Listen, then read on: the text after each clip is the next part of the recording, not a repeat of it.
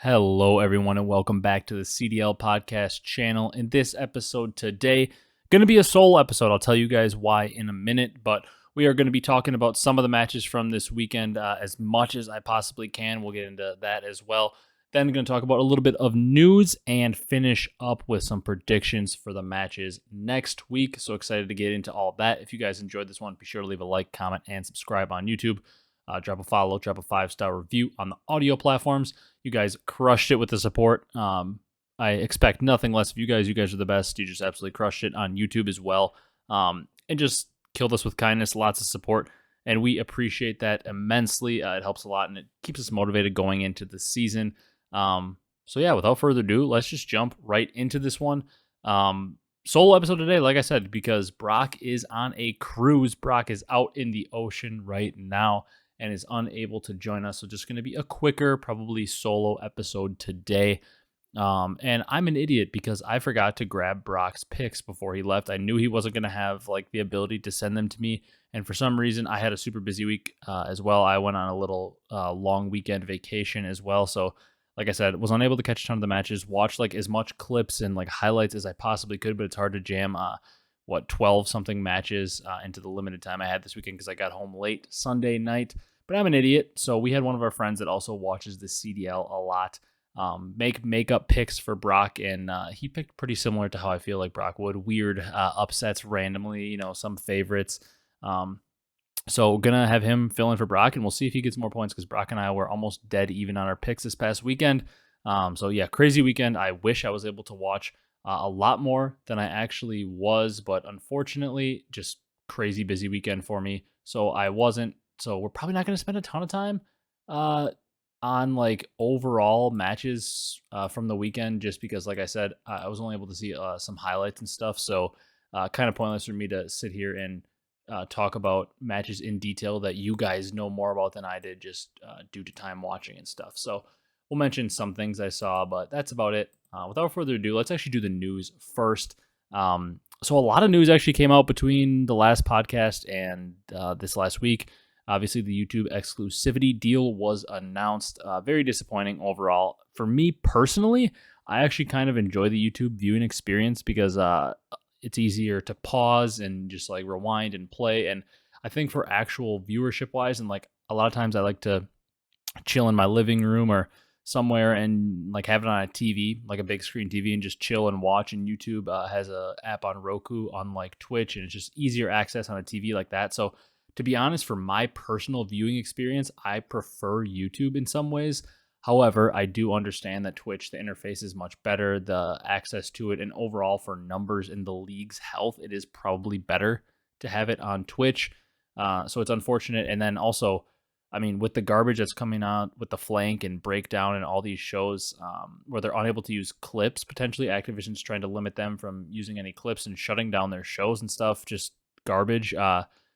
Makes no sense because in the last YouTube exclusivity era in like Vanguard and Cold War, as Zuma mentioned on his stream and stuff, it makes no sense because when it was YouTube exclusive then, they were still streaming on Twitch and showing clips thereafter. They still couldn't show matches on Twitch, but after the fact, they could watch highlights and break down plays. So it makes zero sense as to why they wouldn't allow it. But, hey, welcome to being involved with Activision. So the YouTube exclusivity deal, really dumb.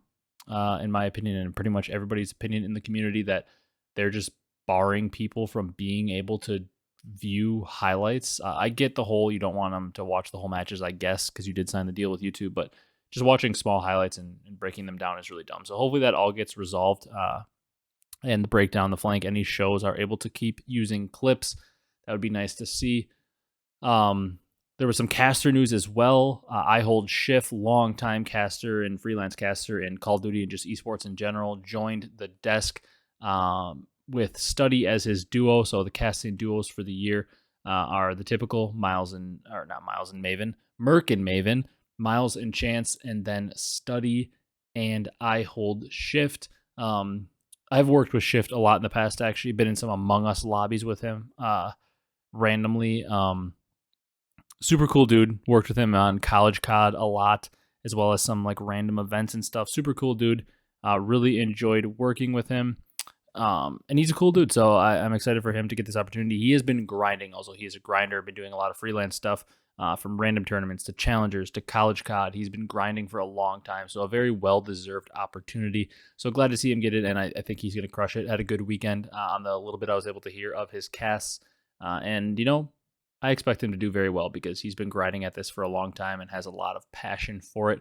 And I think he does bring a nice aspect to the league as well with his challengers experience. I think that's going to be something that, as we start to see roster moves happen where a challengers player is being called up that we don't really know so much about, or if like a player like Flames gets subbed in, or Estriel, or like these players that are newer that we don't know a lot about, even like the challengers players that we maybe do know a little bit more about, like Linz and Abuza and Gwyn, that have come up into the league this year.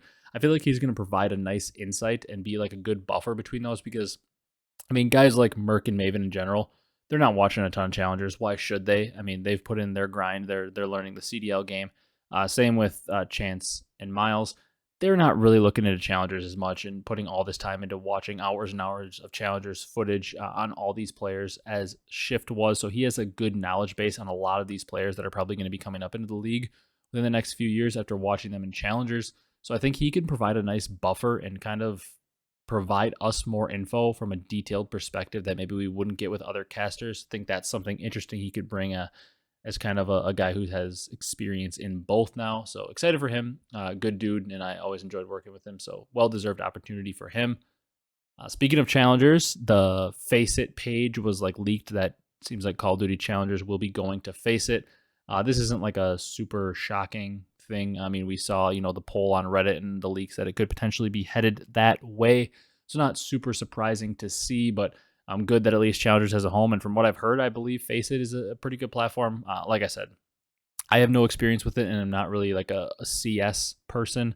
Never really played or watched it. I know, or at least I thought Face It was a big thing for CS, and I thought I had heard people like it and it was good. So hope that's the case, because I just don't have too much knowledge on it.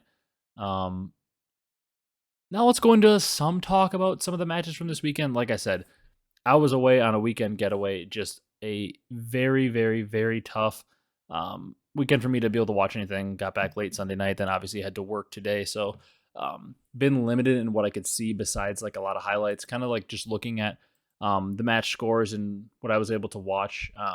We're just going to run through really quickly on some of these matches. Obviously, the first match being where is it here? That Thieves Surge match. I did think that, Surge were going to come out on top of it, and that's kind of what I mentioned originally.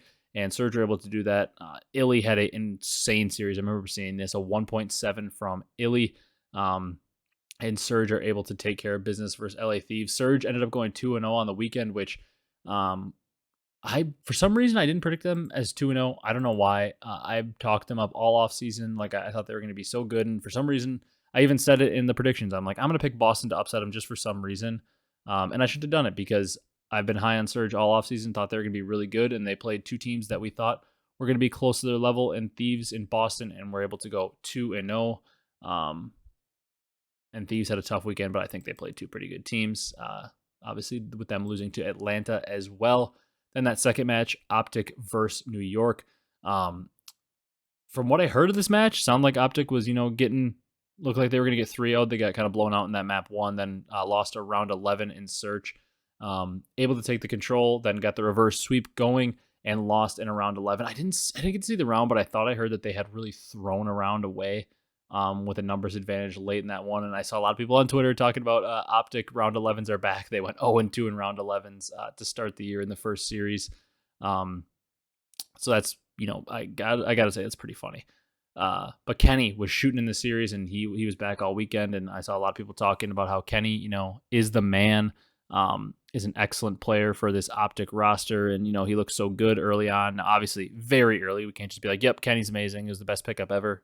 They played 2 matches. They went 1-1. No overreactions like that. But I will say, as a person who, was pounding the drum for Kenny all offseason, saying that he was an incredible pickup, and was certainly the guy that you would love to have on this team. With all the slaying they have, they need more of a communications guy, a good leader, but also there was like this misconception that, if Kenny's going to be good, he's going to be this leader on this team. That's like all he's going to bring. Like people were acting like Kenny for some reason can't shoot back. And now people are like surprised that he was frying this weekend. I mean, I know he dropped like a 0.99, I think in the other series was around even.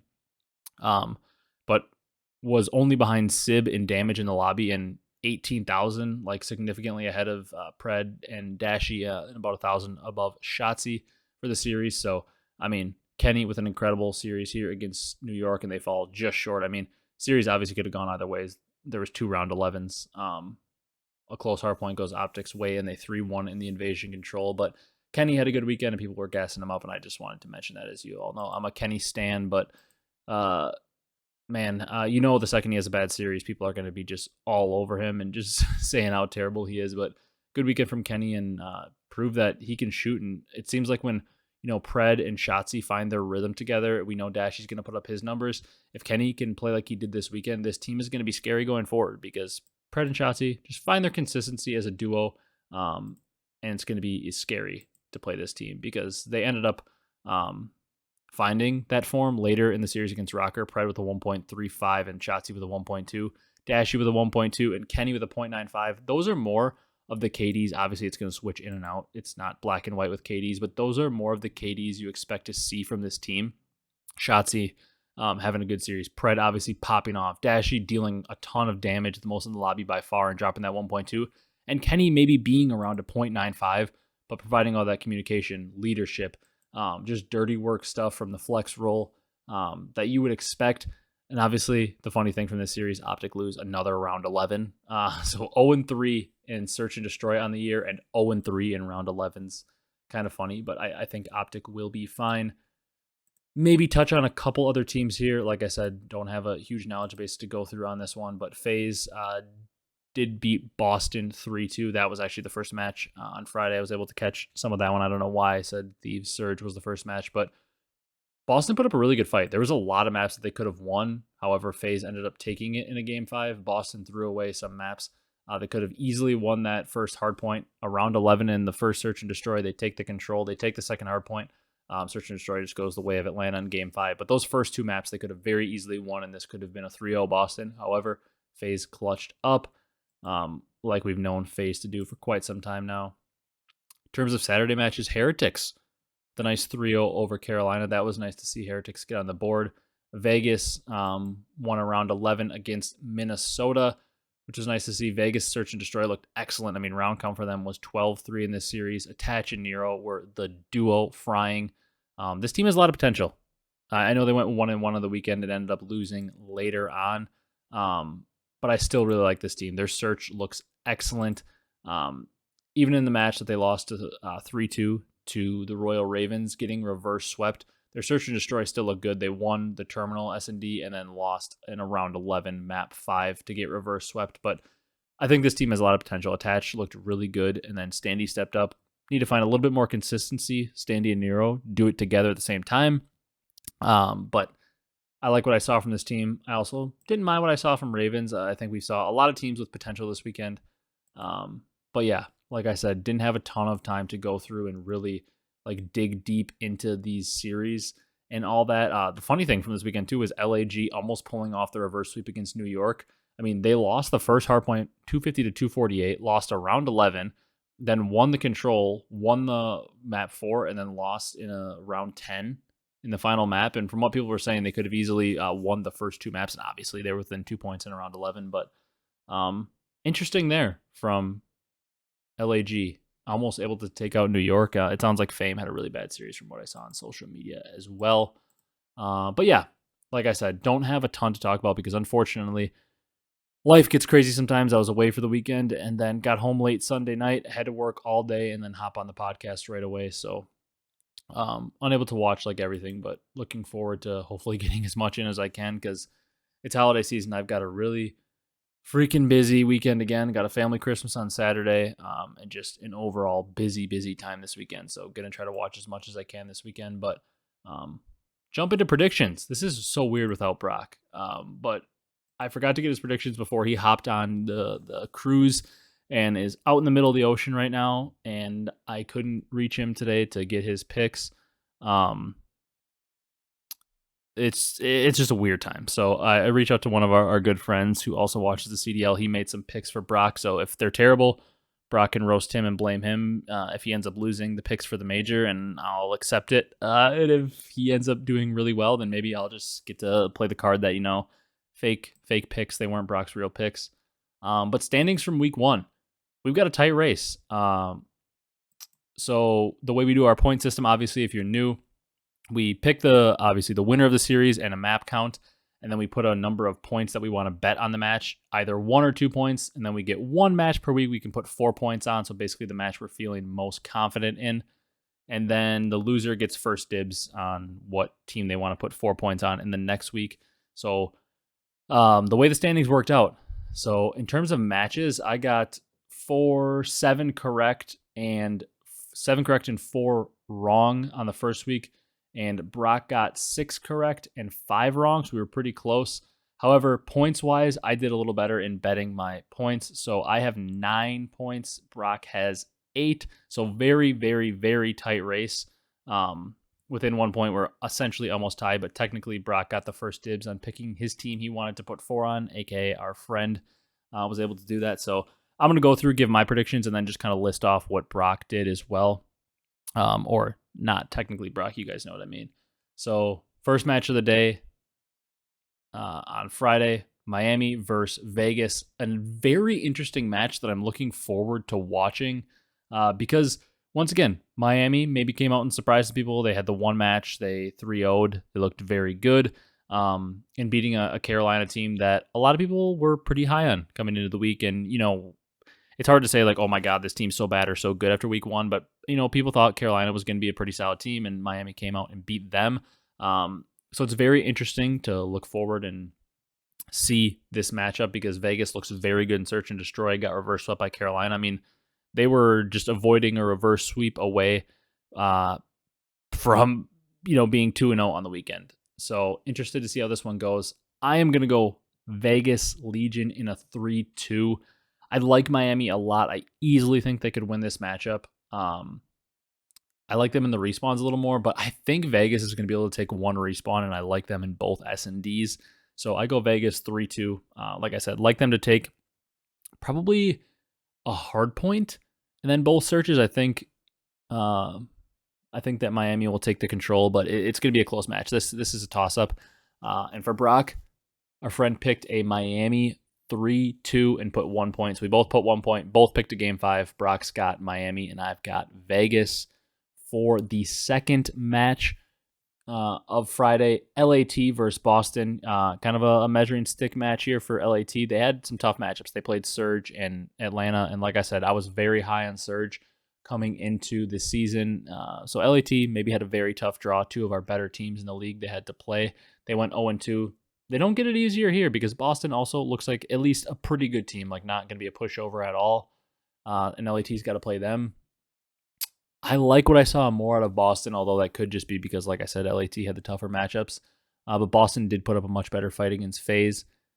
I'm going to say Boston's going to take them out 3-2, and I put 1 point on it. And then for Brock, he's got a Boston 3-1, and he's putting 2 points on it, feeling confident that LAT is who they showed they were going 0-2 this past weekend.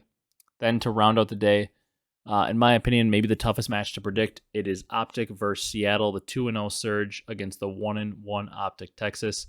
Tough to predict because in my head, I still do believe that OpTic is the better team and could figure it out. However, Seattle did look really, really good this past weekend, and I'm very high on them. I decided to go OpTic 3-2, only putting 1 point on it because I don't feel confident. And I know it's bold to say OpTic wins 3-2, considering they're 0-3 in Search this year with 3 round 11s. I just think they're the better team, although this has the Seattle revenge game written all over it. I don't know. I could easily see Seattle winning this. I'm going to say that OpTic is going to win like maps 1, 3, 5. I think they're going to win the hard point, just alternate maps. Win the hard point, lose the Search, win the control, lose the hard point, and then win the Search. Like a 6-4 fashion in the final map to take down Seattle, although I wouldn't be surprised by any result in this series. You could tell me any map count for any team, and I'd be like, yeah, okay, I can see how you got there. I could see a 3-0 from Seattle. I could see a 3-0 from OpTic. This is a series between 2 teams that I think are both right around that 4th and 5th spot. Like, I think I have to put Atlanta, Toronto, and New York in the top 3 right now, just based on OpTic, since New York beat them. I think I'm putting Atlanta 1. Just they're Atlanta. Simp looks incredible, and I just trust them until proven otherwise. But I think maybe like OpTic and Seattle are settling into like our 4 and 5 spots right now, so it's a tight matchup. And who knows, it may separate to Seattle being the better team as the year goes on, maybe separate to being OpTic, but I just have a feeling OpTic's going to come out on top on that one.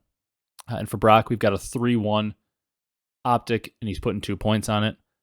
Moving into Saturday, Miami versus Minnesota. Another interesting match. Miami has had to play some teams early on that are maybe more towards the bottom to middle of the pack, with playing Carolina and Vegas and Minnesota. So a chance for them to potentially start 3-0 because they could easily beat Vegas on Friday. And I think they are going to win this one. And I think it's going to be in a 3-1 fashion, putting 2 points on it. I didn't like what I saw from Minnesota in search this past weekend. There were some big concerns there. I still do think Minnesota can be a very good team, just a little bit of concerns, and I liked what I saw from Miami in the limited maps. So 3-1 Miami, and I'm putting 2 points on it. For Brock's side, it's going to be a 3-2 Minnesota with 1 point on it. This one was interesting because I can't really veto it because Brock is near. I think Brock would have picked Miami in this match, like for sure. We know how much Brock loves Heretics, loves screaming Vamos. I think Brock would have picked Heretics to win this one, but he's going Minnesota 3-2 with 1 point on it. Moving on to the next match, Vegas versus NYSL. I got NYSL in this one, 3-2, putting 2 points on it. I think Vegas is going to be able to take the map 2 and maybe steal one of the hard points, but I like New York to win this one.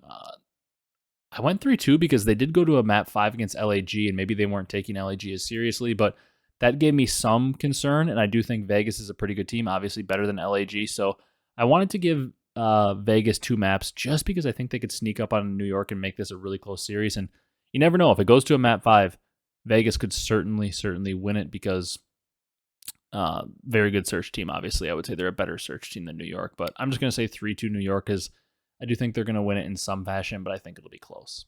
And Brock is going New York in a 3-1 and putting 1 singular point on it. The third match of Saturday is Atlanta versus Seattle. Another grudge match. Seattle with a tough weekend. Good for them that they went 2-0 because 0-2 could easily be on the cards for them, having to play OpTic in Atlanta. Tough weekend. However, if they could go 2-0 after this weekend, I mean, you're looking at them as potentially the favorite or one of the favorites so far throughout the year to win Major 1 because they started 2-0. And then if they were able to take out OpTic and Faze, that would be quite something. I don't think they get it done here, though. I really wanted to pick Seattle. But once again, I think this could be a close one. I'm going to go Atlanta in a 3-2 and put 2 points on it just because, it's always good to bet a lot of points on Atlanta. They tend to win a lot. But not feeling confident at all. I really like this Seattle team, and this is going to be a grudge match. I'm excited for that one.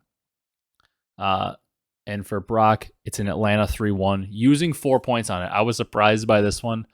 The friend that picked for us is a Subliners fan, so I thought he was going to go Subliners over Vegas for 2 points, or for 4 points, excuse me. But he went 4 points for Atlanta, and like I said, we'll keep it, because you can never go wrong betting that many points on Atlanta. They win a lot, but it's bold because I do like this Seattle team a lot.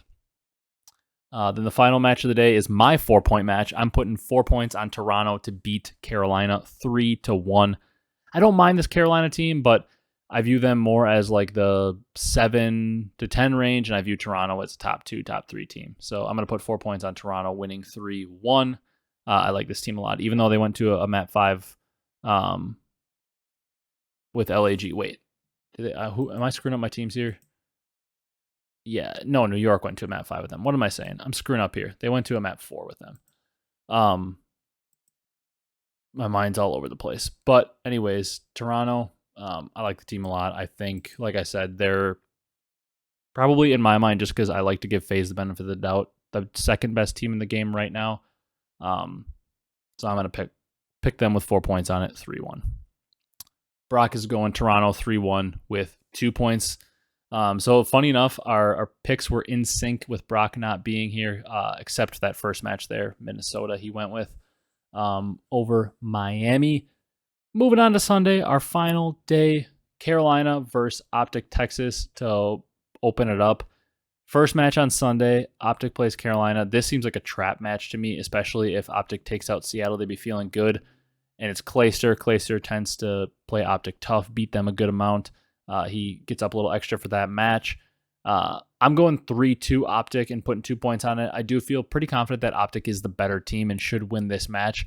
However, like I said, Clayster and just like the spot that this match is in, I could see it being upset potential.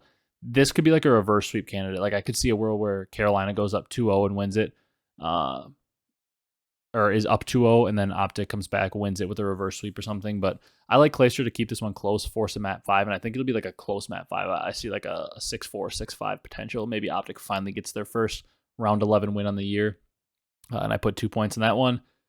For Brock's side, it's an OpTic 3-0, putting 1 point on it. Interesting there. I could see it happening, but yeah, Brock's got OpTic 3-0 with 1 point on it. Second match of the day, the Battle of LA, LAG versus LAT. The first couple years of the CDL, LAG absolutely owned the Thieves in that like organization. When they came around, they just kept beating them. Don't think it's going to be the case this time, though. I'm finally picking a 3-0 for my first time on the weekend. I'm going 3-0 LAT. Just putting 1 point on it, though, because I don't know. With the way LAT is right now, they're 0-2. LAG obviously hasn't won a match either. Could get scary either way. But I'm going to say LAT is going to win it 3-0. Then Brock on his side, an LAT 3-2 with 2 points on it there. Not surprising. I think Brock would definitely go that way, even though he is the resident LAG stan of the podcast. Final match of the weekend is Boston versus Toronto. Good match there, obviously, with Boston, being a team that looked pretty good overall on the weekend, and Toronto being one of our best teams. I've got Toronto 3-1. I'm putting 2 points on it. I think Brock might have gone this way too, but hey, we forgot to get his picks. Our friend picked Boston 3-2 for him, putting 1 point on it. Although Brock does like to go with some upsets like that, and this isn't like a wild one, so I could see him going for that.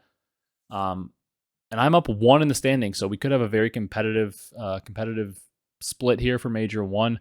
Kind of going back and looking at last year's a little bit. I know we were close on some splits, but there was like the one split where I went like perfect for like 3 straight weeks somehow, where I kind of blew Brock out. But the first major I beat him by 3 points, second major by 15, third major he beat me by 7, and then that fourth major was where I beat him by 19, had like a crazy stretch, and then I ended up beating him in major 5 as well. So it was a 4-1 split there. Kind of interesting. Ended up beating him there, so we'll see how it goes this year. Maybe he can get on the board first, but he's got to come back, because can't have me having it wrapped up by the third major like it was last year almost. But yeah, that's about all we've got in this one. Obviously a little different, a little bit shorter with only one person being on here. Don't have Brock's, full fleshed out predictions and stuff to talk about and go over. So a little bit shorter with just me on there. I'm hoping to be able to finally watch more matches this weekend, and I hope you guys enjoyed. One other thing that I thought was interesting from the weekend that I wanted to quick touch on and that I forgot to mention, the viewership, the peak from like last year to this year was down like 80,000 viewers for the peak viewership, which is just brutal.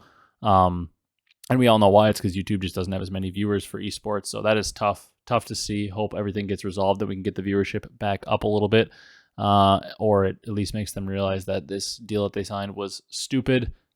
Although I don't think they care, because Call of Duty might not even be a thing for the CDL next year. So we'll see how that goes. But if you guys enjoyed this one, be sure to leave a like, comment, and subscribe. Drop your predictions for next week down below in the comments.